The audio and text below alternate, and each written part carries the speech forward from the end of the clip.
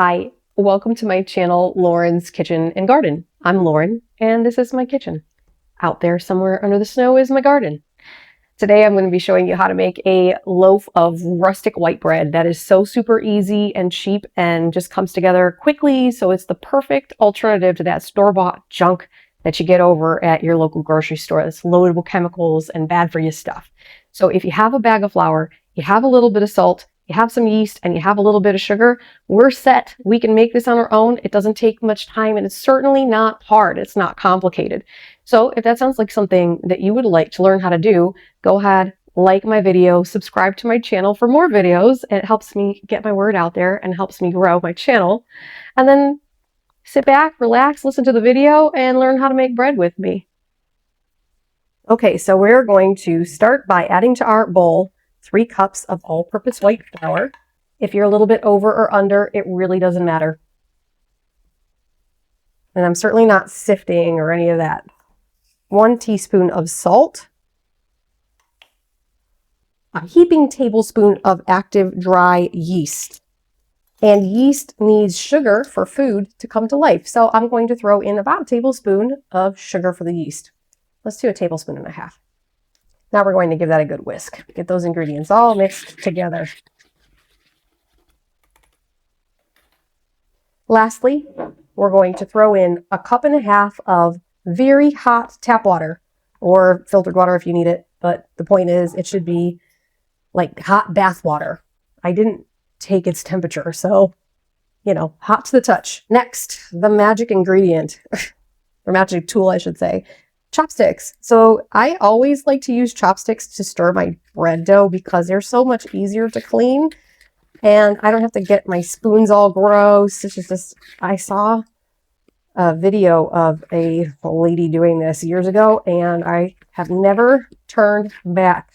Get yourself some chopsticks. If you don't have chopsticks, a wooden spoon will do the trick, I suppose. Get that all mixed together until the flour and all of the dry ingredients are just mixed in and incorporated. And you're going to end up with what is called a shaggy dough. Kind of looks crumbly, a little bit like this.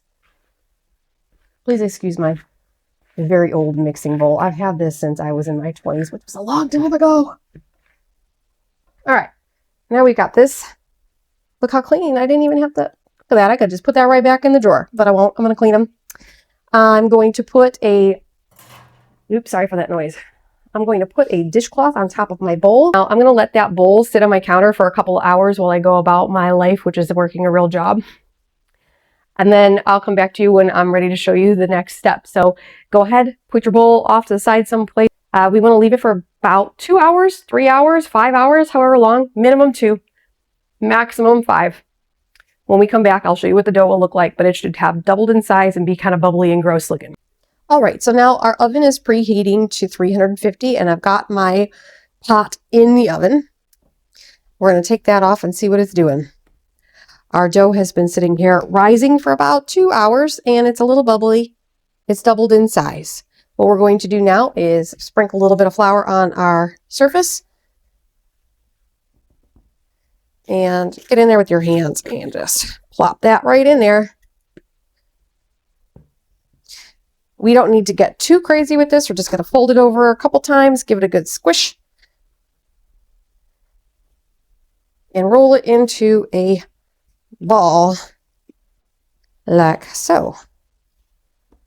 Should be a little smooth like that.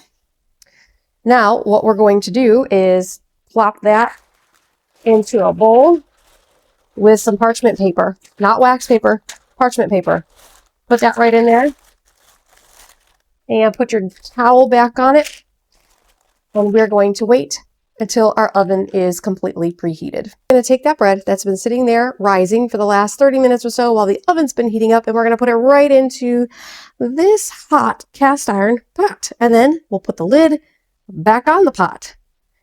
Let's cook that bread for about 30 minutes at 450, not 350, 450 for about 30 minutes. And we'll come back and check on it. By then it'll be nice and golden brown and delicious looking, and we'll let it cool.